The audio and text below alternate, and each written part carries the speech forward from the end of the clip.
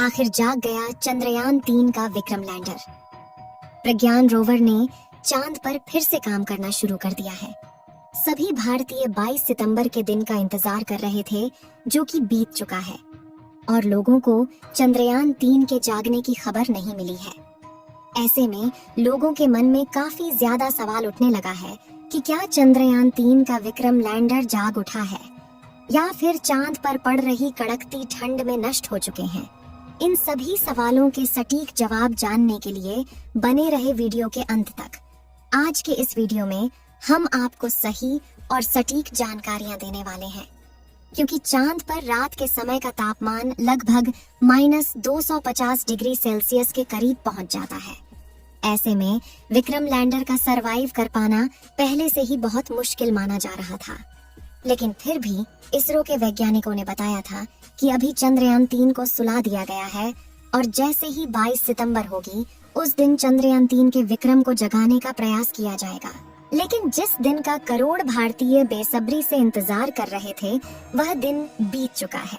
इसरो के वैज्ञानिकों ने चंद्रयान-3 के विक्रम लैंडर को रेडियो सिग्नल भेजना शुरू कर दिया है।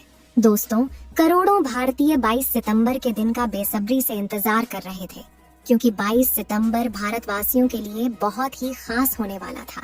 वैज्ञानिकों ने 4 सितंबर के दिन प्रज्ञान रोवर और विक्रम लैंडर को स्लीप मोड में डाला था, और वैज्ञानिकों ने बताया कि अब चांद के दक्षिणी ध्रुव पर 14 दिनों तक रात रहेगी, इसीलिए 22 सितंबर के दिन फिर से चंद्रयान के प्रज्ञान रोवर और विक्रम लैंडर को जगाया जाएगा।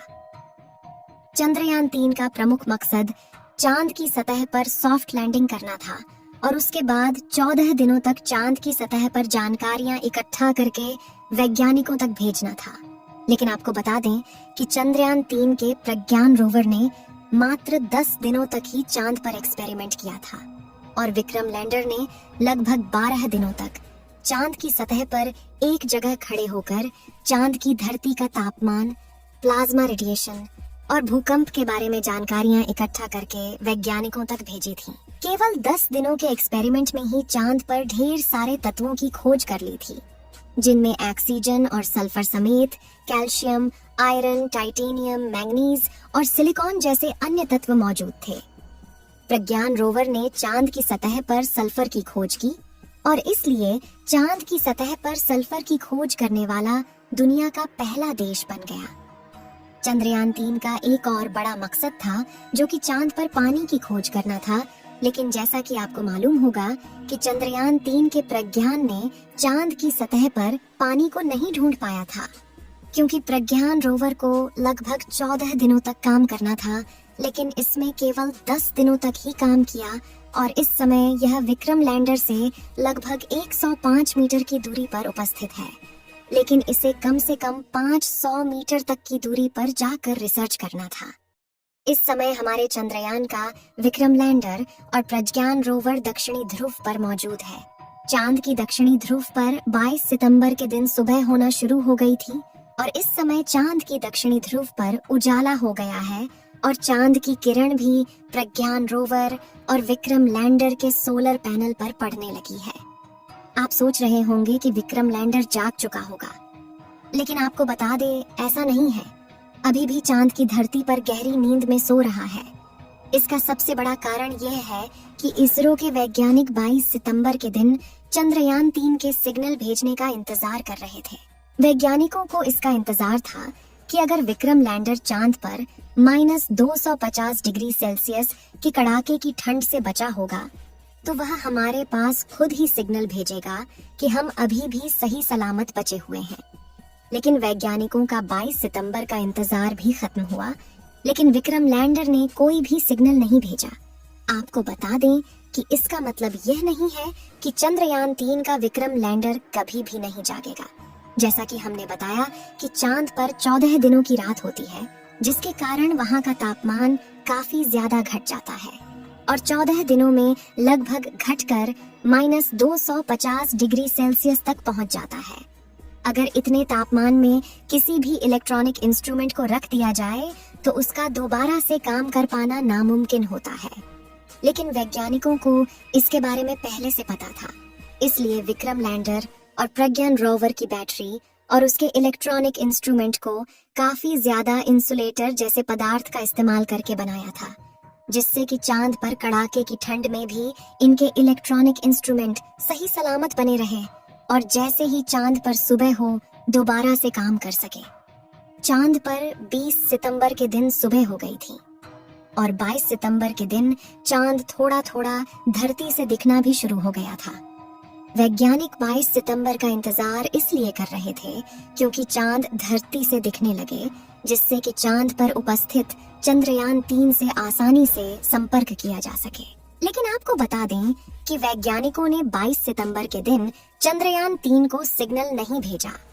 इसका सबसे बड़ा कारण यह है कि जब चांद की रात काफी ज्यादा ठंडी हो गई थी, तो विक्रम लैंडर के सारे इंस्ट्रूमेंट का तापमान काफी ज्यादा कम हो गया था, जिसका तापमान बढ़ने के लिए वैज्ञानिक इंतजार कर रहे थे। लेकिन इस समय विक्रम लैंडर और प्रज्ञान रोवर का टेम्परेचर सामान्य हो चुका है और वैज्ञानिकों का चंद्रयान 3 के विक्रम लैंडर से संपर्क करने का प्रयास जारी है। 22 सितंबर की रात को ही वैज्ञानिकों ने चंद्रयान 3 के विक्रम लैंडर से संपर्क करने का प्रयास करना शुरू कर दिया था और उन्होंने ट्विटर पर पोस्ट के माध्यम से जानकारी देते हुए बताया कि अब हम विक्रम लैंडर से संपर्क करने का प्रयास कर रहे हैं। हैरानी की बात यह है कि अभी तक विक्रम लैंडर की ओर से कोई भी सिग्नल प्राप्त नहीं हुआ है। वैज्ञानिक विक्रम लैंडर से संपर्क करने के लिए सबसे पहले चांद की ऑर्बिट में घूम रहे चंद्रयान 2 के ऑर्बिटर को सिग्नल भेजते हैं। उसके बाद चंद्रयान 2 का ऑर्बिटर सिग्नल को रिसीव करके चंद्रयान 3 के विक्रम लैंडर के पास भेजता है। आपको बता दें कि विक्रम लैंडर ने अपने एक्सपेरिमेंट द्वारा पता लगाया है कि चांद की ऊपरी सतह का तापमान और चांद की भीतरी सतह के तापमान में काफी ज्यादा अंतर पाया जाता है। जब चंद्रयान 3 का विक्रम लैंडर और प्रज्ञान रोवर चांद पर रिसर्च कर रहे थे, तो उस समय चांद का तापमान 20 डिग्री से 35 डिग्री सेल्सियस के बीच था। चंद्रयान 3 के फिर से जागने के लिए आपकी काफी ज्यादा दुआओं की जरूरत है, क्योंकि इस समय वैज्ञानिक संपर्क करने का काफी ज्यादा प्रयास कर रहे हैं, लेकिन अभी भी चंद्रयान 3 से संपर्क नहीं हो पा रहा है। ऐसे में वैज्ञानिकों में डर और चिंता का माहौल छाया हुआ है कि क्या चंद्रयान 3 जागेगा या फिर नहीं। वैज्ञानिकों ने बताया कि अगर चंद्रयान 3 नहीं जागता है तो उसका विक्रम लैंडर और प्रज्ञान रोवर राजदूत बनकर हमेशा के लिए खड़े रहेंगे और भारत का झंडा लहराते रहेंगे। फिलहाल अभी भी वैज्ञानिकों के द्वारा प्रयास किया जा रहा है। हो सकता है कि विक्रम लैंडर का तापमान जैसे जैसे और बढ़े, उसके सारे इंस्ट्रूमेंट काम करने लगे। आप सभी लोग चंद्रयान 3 के दोबारा से चलने की दुआएं कमेंट बॉक्स में करते रहें, क्योंकि अब चंद्रयान 3 का जागना काफी ज्यादा मुश्किल माना जा रहा है।